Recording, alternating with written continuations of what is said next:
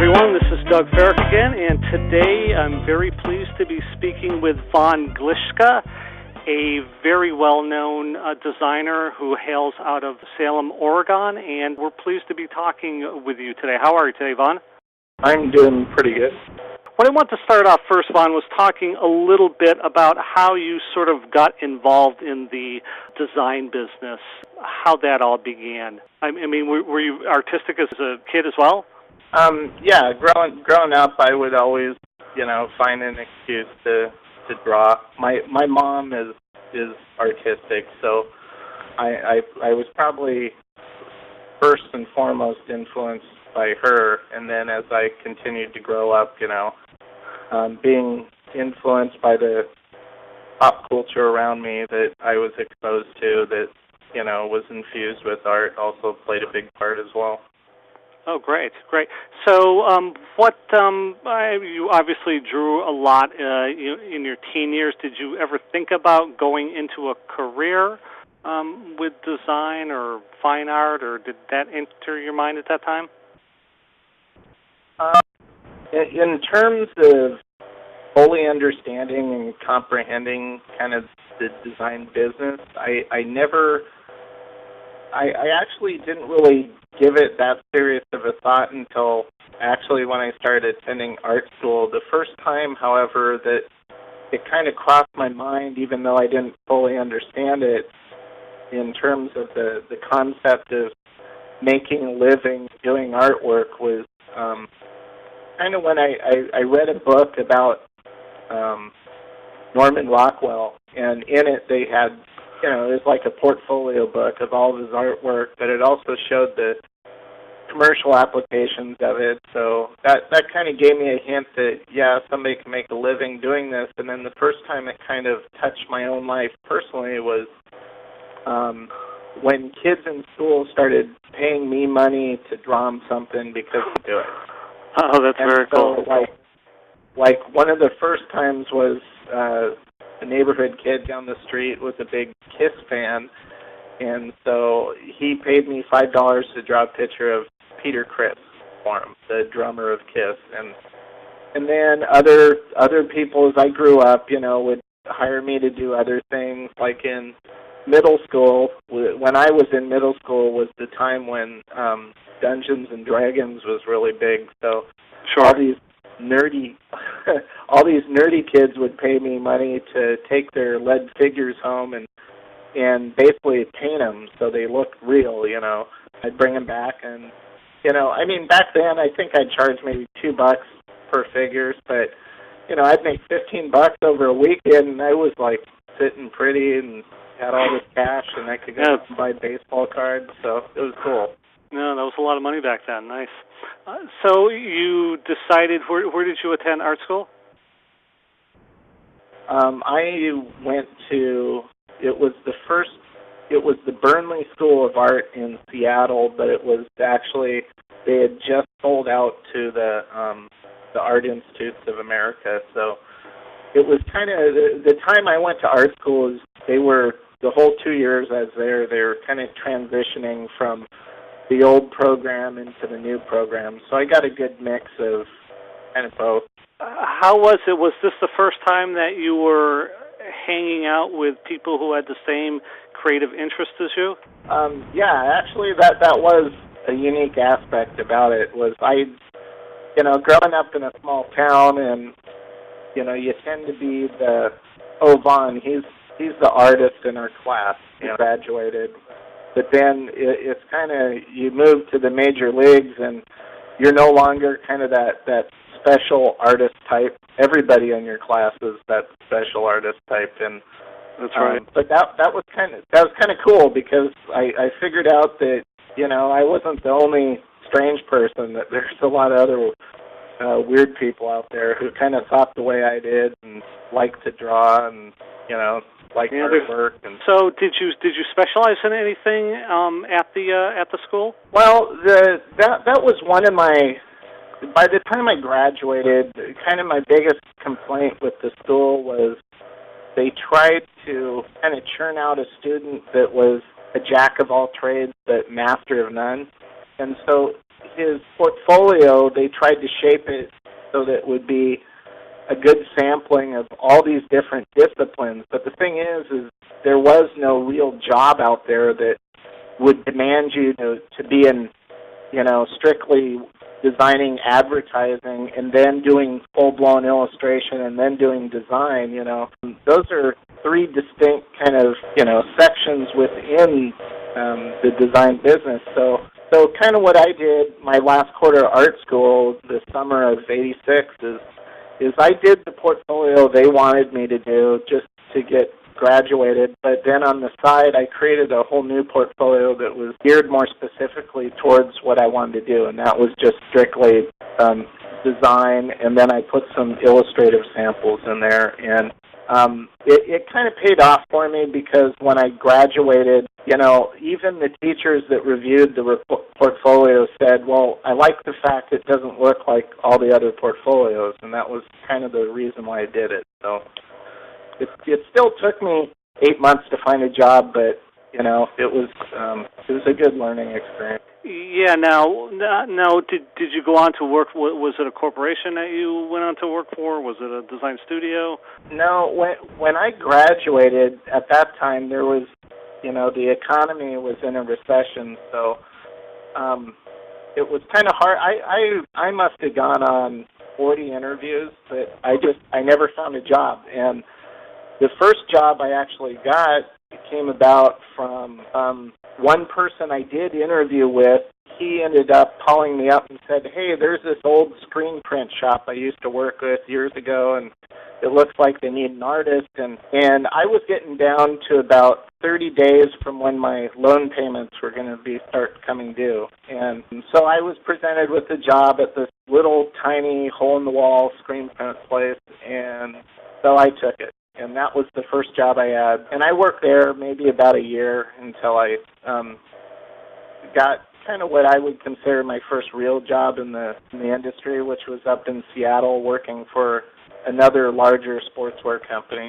Now, did you go on to other companies before founding your business? Yeah, I worked at it was called Sun Sportswear for about 4 years, and from there I moved down to Salem, Oregon in around 1990 or 1991, and I worked at a small design firm in town called Adamson Design Group, and I worked there until around 1996, and then from 1996 to 2000 I worked at Upper Deck in California, and then moved back to Oregon and was an art director at an advertising agency here in town, and then in 2002 I left there and started my own business. Now tell me about that process. Was that something you always wanted to do? Did you just was it just sort of a natural progression, like now finally I just want to do my own thing, or I'm curious how that happened with you? Well, kind of all along I would always do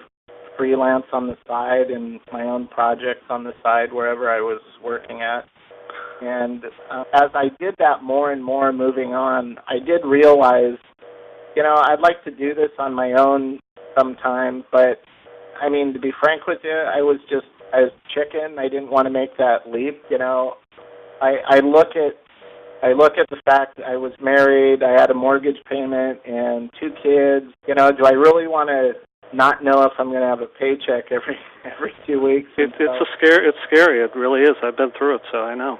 Yeah, it was, and the way it worked out, it wasn't really fun when it happened, but I look back on it now, and I'm really thankful that it did, and that is when I came in, I caught my daughter's cold one weekend, and I was sick on Monday, came in about an hour early on Tuesday to kind of catch up where I left off on the previous Friday, and came in about 7 o'clock in the morning, and my boss was there already, and they had packed my boxes and gave me a check and said, we're going to let you go. I was like, what? Well, long story short, I won't bore your listeners with all the details, but long story short is I had my email that would be sent to my home account forwarded to work, and about 2 weeks previous to that, another design firm in town had offered me a job, and I had turned it down already, but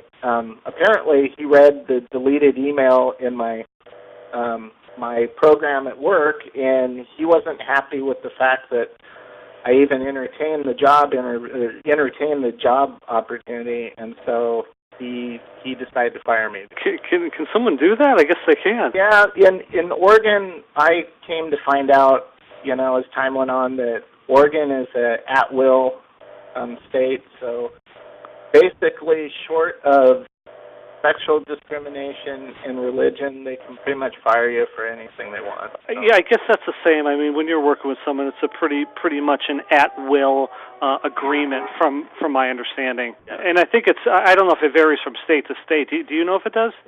Yeah, it actually does. I found out that Oregon's one of the states that kind of allows an employer a lot of latitude in that respect. So tell me about how you began your business. Did you actually plan it? Did you sort of jump right into it? Did you feel like you had the necessary business skills to start off with? Well, no, that's a good question because, to answer part of that, no, I didn't have any business skills in terms of running my own business. It was all new to me, and to be honest with you, that wasn't my first thought when I lost my job. My first thought was I need to find a job. And so I went on 3 interviews, and every one of the people who interviewed me said the same thing, you're overqualified. And that was the first time I'd ever heard that in my life. Oh, that's nice to hear. I'm going, okay, I'm overqualified. And I'm going, so I can't get a job because I know too much? Or it was really frustrating. And it's a funny thing to hear. I came home one night, and after the last interview, and I was talking to my wife, and I said, I'm not sure what to do. And she looked at me, and she's the one that encouraged me to start my own business. She goes, you've been saying for years you'd like to work on your own out of your home. Why don't you just do it? Well, that's great. I'm looking at her, and I'm going, okay, but I'm telling you right now, I'm not sure where things are going to come from. And she says, let's not worry about that. Just go for it. So I moved, I thank God for her. She's a big support. So I moved forward and just, thankfully, and I tell people this all the time who ask me, well, how did you go about getting clients? Well, it's not like I graduated from art school and I went into business on my own and then I had to try to find clients. I worked for other people for 15 years, so I've built a lot of contacts and working relationships with former, employees who I work with, and all of that over those 15 years, had a lot to do with a lot of the work that I do now, and with the exception of the company that fired me, all my previous employers I still do work for. Wow, that's terrific.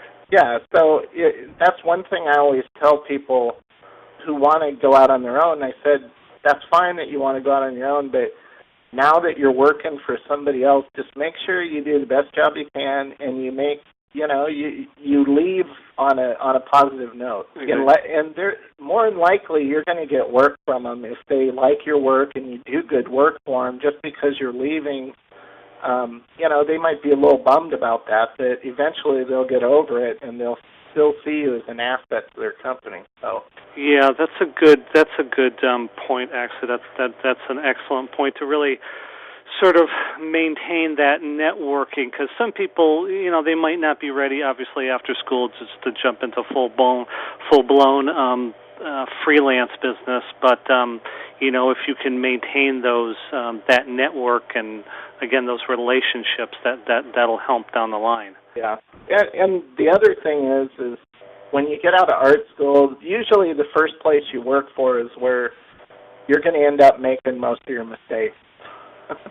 when you first start, and I remember my first boss years after the fact, like 10 years after I worked for him, I kind of met up with him one day, and we were talking. He goes, so why didn't you do any of this stuff when you worked for me? And I said, and I just told him, I go, because Jay, that's, you were the person that paid me to make all my mistakes and learn from them. And he just said, that sucked. So tell me about your business now. Tell me, like some of your clients, and I mean, your work is really, obviously, it's terrific. It's very sort of illustrational in style. Can you tell me a little bit about the genesis of all that? Yeah. I've mentioned this in other interviews I've done that, kind of the first, when I went to art school, I learned how to do everything traditionally with paste-up boards, amber lift and ruby lift and border tape and, you name it. And there was actually a job that somebody had for typesetting, so it was kind of the old school mentality. And by the time I graduated, right when I was beginning to graduate, they were just, the Mac was just kind of coming on the scene and actually being considered as a serious tool that a design firm might be able to use. But in terms of my schooling, they didn't have any of that in there in any kind of practical way. So I've always liked the Mac. When it first came out when I was in high school, I actually taught myself how to program on it. So I've always been kind of fascinated with the computer in that respect. But when I started in the industry, I'd say for the first 5 years, it was a little frustrating because I wasn't working where I knew I wanted to work at, and I was just merely for the first 10 years approximately just doing graphic design, and then when an illustrated project would come up, I would handle it myself, and I found after doing that over time that, I really enjoyed the illustrative process so much. I always looked for ways I could work it into, whatever design work I was doing, just to give me an excuse to draw something and to, exercise that illustrative approach. And as I did that more and more, I'm like, I need to pursue this. I need this is really who I am. I can't this is the kind of work that I'm going to be able to do best. And one thing that really kind of I guess was almost like a design epiphany for myself was I had read an interview with one of my favorite designers out of the UK by the name of one of my favorite designers out of the UK is Neville Brode, and he wrote an article that I read, and it was talking about his convictions on design. And one thing it did after I read that article is it made me realize that I didn't really have any convictions or core value system for my design work that I held to. And that made me realize if I don't have that, then how am I ever going to progress as a creative person the way I need to? And so from that point on, I just made the conscious decision that, it didn't matter how small the job or what the project is. I just needed to make sure I was doing the best I could, obviously, but also doing something that, I could invest myself in and stand behind. And once I started doing that, it's like my design work really took on a different feel and look, and I think it was because it was more honest with who I was, and it just worked better. It just came out more naturally. It wasn't such a struggle, and that really kind of helped me push into new areas and stretch my comfort zone to the point where I realized at the time I was in a dead-end job at a small design firm here in town, and so to kind of push myself, I started looking for a new job, and I was offered an assistant art director's job at Adidas America in Portland, but it just didn't feel like it was going to be the right fit, and it was also kind of moving towards sportswear, and I didn't really want to get wrapped into that again. And so I turned that job down, and then for about a year, I was just thinking, was I stupid for turning that job down? And then about a year went by, and I got another job offer from Upper Deck down in California, and it was a big kind of life change. I moved my whole family down to California, but it was the best move I could have ever made. It was a great company to work for. I learned all kinds of just awesome stuff working there, and that goes from both the creative side, the marketing side, just everything. It was a great learning experience, and I grew a lot just by making that move in '96, and then I worked there till 2000, moved back up here, and then, like I said before, I started my own business in 2002. Now, what do you think the biggest differences in your mind between working for yourself and working for a corporate studio or corporate department? The luxury of being able to turn down a project that I just don't want to do. I mean, when you're working for somebody else and they just say, here, you need to work on this, you don't really have the luxury of being able to say, well, you know what, I don't think that's a good fit for me. You just have to do it. And when I started my business, I actually didn't have that luxury. It's like I pretty much took on anything that came my way because I just wanted to pay bills. And as time progressed and I kind of developed, the way I like to approach design, that started kind of catering my services to specific clientele, and they started noticing it and liking it, and so I started getting more of the type of work I wanted to do, and that allowed me the luxury of being able to weed out smaller things that I only did in the past just to pay a bill rather than, Now, are you saying you were gearing towards a specific industry or a specific style? Well, I kind of, over time, my business has shifted from being one where it's a traditional design firm that has their own clients and they manage a project and they work out a marketing strategy for that client. I still do that on a limited scale, but I was doing more of that like 4 years ago, but I've kind of morphed into more of a hired gun for other ad agencies and design firms to execute like the logo branding, or an agency will call me and say, we need an icon set for our client. Can you do that? And then they kind of handle all the management of the entire project, and I'm just purely doing the creative work. So that's kind of what is pretty much my bread and butter work now, is doing that type of work. So it could be in the entertainment industry, it could be in the retail business. I mean, you cross a number of different ones. Yeah, that'd be correct. And that's probably one of the most enjoyable things I like about working on my own, is the diversity of projects and client types that I'm able to work with. So I wanted to talk a little bit about your process that you go through when you're designing, Vaughn.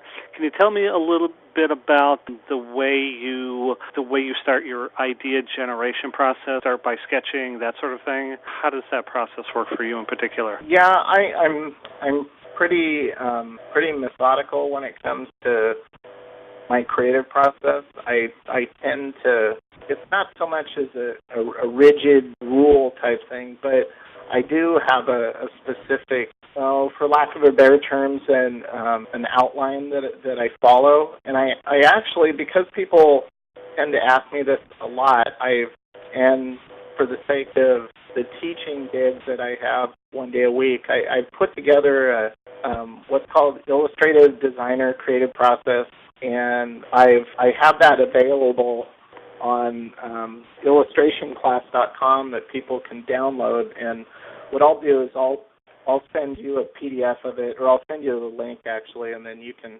No, that's a great site. I want to hit upon that in a bit, but go ahead, Vaughn.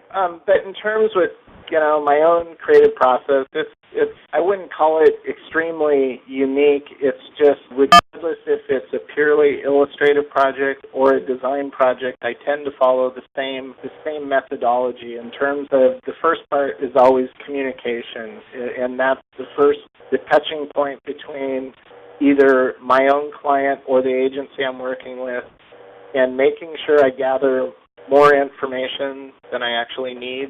And because it's easy to say, yeah, I can do this, I can do that, and then when you actually start on the project, you realize, I don't have all my questions answered, and I'm kind of shooting in the dark here. And that's the position that, yeah, you can design from that position, but it's not as strong as if you know all the questions up front. So communication is the first part.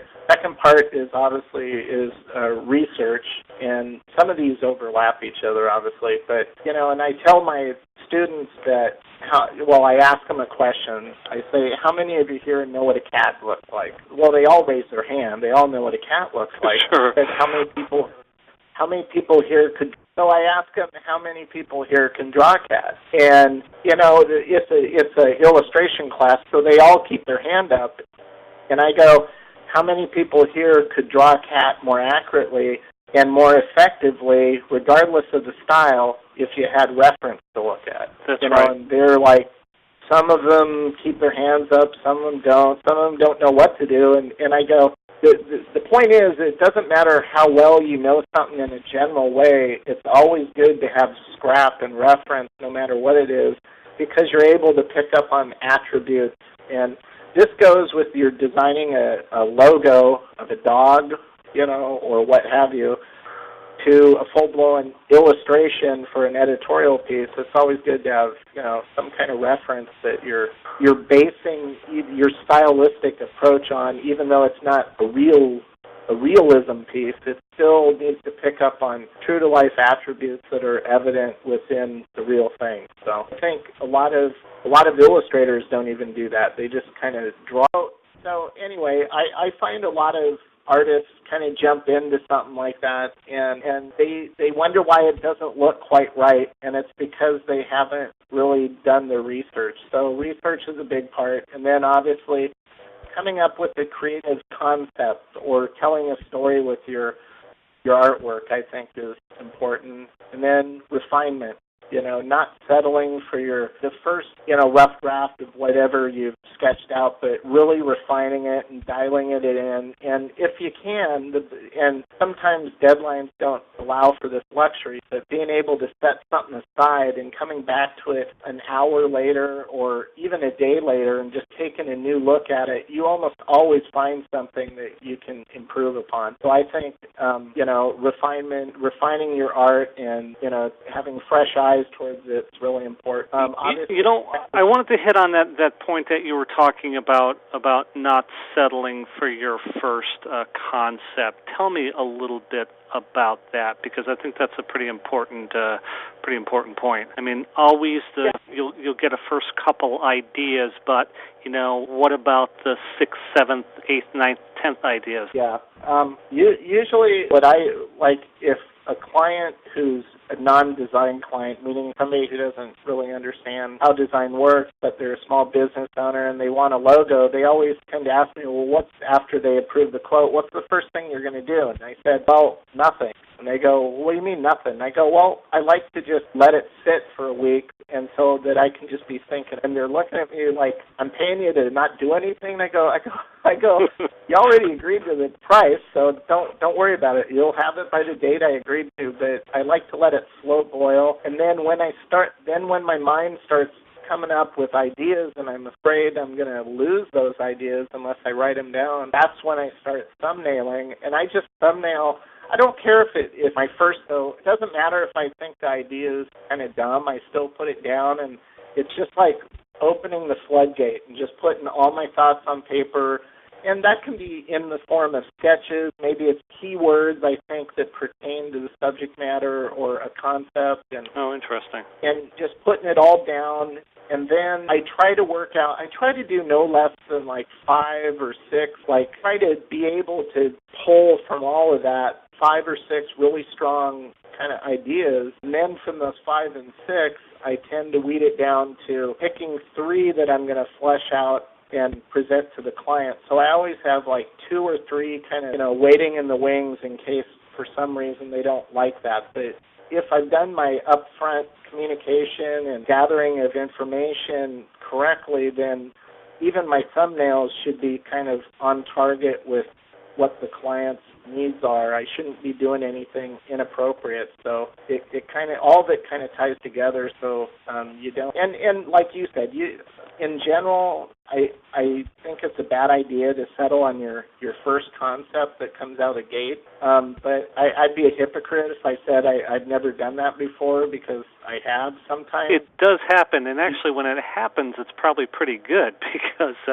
sometimes you get that immediate inspiration and it's sort of fully formed and boom, but often... Yeah, I think it's the exception point if I would have just stopped. That's true. That's true. You know, this is a question I've asked a number of designers in our series, and I'd like to ask you as well. Do you find design is getting easier as you're the more and more you're in it? I would say yes, from the standpoint of how I approach it, only because I've really kind of tweaked. I really know how I create the best. And so I could tell something, like people can read my creative process thing, but unless they do it day in and day out and they're really anal about it, it might not work for them, you know. But I know it works for me just because I know myself, I know what distracts me, I know what will get me off target if I don't do. And I think if a designer can figure out how best they process information, I really think that's a big thing to help them to be more effective with their design, you know. And it's so many different variables all kind of put together and balanced. And I think for myself, though, that design, yeah, I'd say it's gotten easier in the sense of I don't stress out as much as I did earlier in my career over working on projects, but I'm also a classic procrastinator, so there's sometimes I'll have like 2 weeks to work on something, and so when do I start working on it? The night before it's due. Yeah, well, it's weird because I think about that, and I'm nuts. Why am I doing this? I had 2 weeks. Why am I waiting until the night before? But you know what? I always seem to kind of pull it off, and it made me realize that I think that's kind of part of my creative process. And I don't know if I call it procrastination as much as I'm thinking about it all that time, and I'm thinking of things I can do, but I actually don't start on the physical work until, like, you know, the last hour or so. So it's sort of that gestation process where it's just sort of kind of cooking in the subconscious, and you know, when you're ready, you probably have the ideas to formulate it. Yeah. It's sometimes it hasn't worked so well, but most of the time it does. So yeah, tell me. I'd like to know what your view is. What would you suggest? What are some of the skills to become a well-known or a excellent designer? There's probably a lot of them, but maybe you can sum up a couple of them. Well-known. Well, I mean, to be honest, maybe that's the wrong word. I guess I'm trying to get at the excellence part of it. I'd rather kind of address that. Well-known is kind of, you know, I don't know, neither here nor there. If I view myself, I like to use baseball analogies, and a friend of mine asked me not too long ago, well, Vaughn, like, in the world of design, who are you? And I was like going, And so I knew he liked baseball, so I go, his name was Jeff, by the way. I go, well, Jeff, I would probably be equivalent to Vladimir Guerrero of baseball. And he just started laughing because he understands what that meant from a baseball point of view. Well, Vladimir Guerrero is a really good ball player, but he hardly gets that much recognition because he's not in a big media market, or at least he wasn't when he played for the Expos. But anyway, that analogy is kind of going over the head of most designers since they don't care much about sports. So I'll just move on to the other part of your question. Sure. What was the other part of the question? What are some of maybe the skills that you see? Do you feel like, you know, drawing is a skill that you know, would provide a good foundation to, you know, build upon some of those type of things where, you know, how can you get better at your craft as a designer? Well, I think one thing that you can definitely do that a lot of designers don't do enough of is, you know, just improving their raw drawing skills. And I don't mean to say that a designer should have to be a full-blown illustrator. I just mean, you know, just becoming better equipped at being able to put your ideas down in a in a drawn form. It's going to improve your ability to thumbnail sketch ideas. If you're designing a logo, many logos nowadays have a very illustrative approach to them. So I don't think you need to be a full-blown illustrator who also designs to be able to do it. I just think you need to have the ability to be able to sketch out and have that core skill of being able to draw, and I just don't think enough designers actually do that. I think designers could benefit a lot, and it's the end result is gonna be a stronger creative process if they can just improve their raw drawing skills. And actually a book that I would recommend that I think would give a lot of really good insight for other graphic designers who are looking at kind of expanding their own ability is Sam Harrison wrote a book called Zing, and he also has a new book out now, the title of which I can't recall off the top of my head, but any of his books are incredible because they force... What was the name again, Lon? The book I'm specifically... Or the author, rather.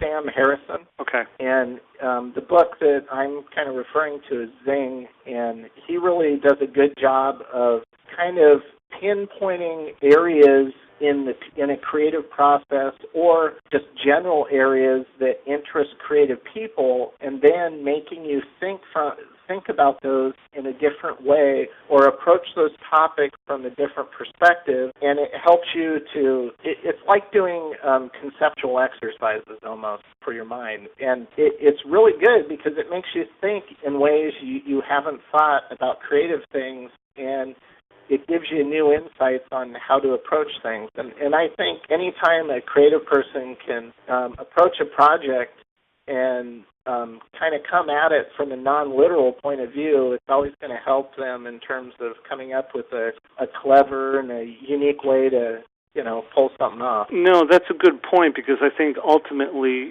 we're hired for our ideas, not necessarily our skills. We can always, find someone, create the idea that we have, but sometimes it's coming at it from a particular angle or, from a unique angle that may make the difference. Yeah, and I think that's a big point, especially in day and age of the computers. Anybody can learn the menu pull down, and you can be the greatest Illustrator user in the world, but you know what? There's always going to be somebody else out there who knows how to use that tool better than you. That's right. So what's going to really make you, and anybody can learn how to use software. That's why you have so many, hacks in the industry, is because they know the tools, but they lack the, the creative and the conceptual end of things to actually make it really effective and usable. So, exactly. I would much rather work with somebody who's just an unbelievable idea guy and just be able to use those ideas and have somebody else who's on the production end who knows how to use a computer to execute them. That would be stronger than having somebody who's weak in the ideas but really well on the computer. So it's a balance. And, exactly. And and I don't mean to talk down on production people because I think good production artists are worth their weight in gold. It's really nice being able to design something and not having to worry about, okay, but how am I going to make this print accurately? And then turn the files over to a production person, and then they pull it off. That's nice. Anything else on the skill side, or I'm sort of leading into also what are some of the mistakes that you're seeing designers make today? Maybe some of your students or within the industry that you see.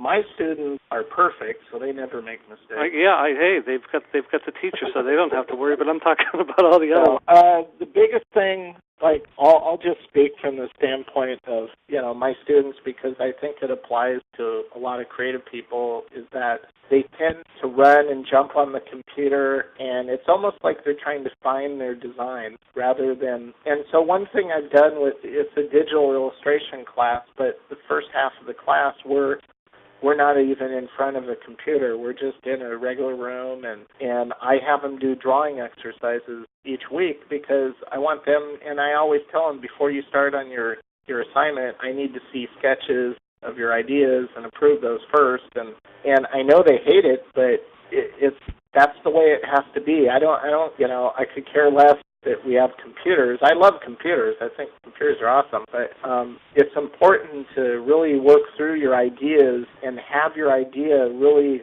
solidified and nailed down and know what you need to do before you jump on the computer and try to do it. It's like, to make an analogy, it's like jumping in a car and deciding you're going to drive somewhere, but you have no roadmap to get there, but you hope you kind of find your way there. It's like, well, nobody would ever do that. Nobody would just jump in their car and say, you know what, I'm driving to Missouri, but I have no map and I don't know how to get there, but I think I go this way and hopefully I'll get there. Well, actually, people do it that way. I mean, that's certainly a way you can go about doing it. You can just sort of explore and explore and explore, but I think you're maybe getting at maybe more efficient process. Yeah. Obviously, definitely people do that because that's. You see it, I see it a lot I obviously see it a lot in student work, but, I have friends who are designers, and every now and then they'll email me something, and they'll ask me what I think about this, and I'll go, well, what were the other ideas you came up with, just out of curiosity? And I catch them from time to time, well, I didn't really do any other ideas. Okay. Well, what are you doing, Yeah. I mean, hello. Exactly. Well, I wanted to talk a little bit. I know we're getting wrapped up on time here a little bit, but I wanted to talk a little bit about some of the other. I know you have your main site, and is that in the process of being redone?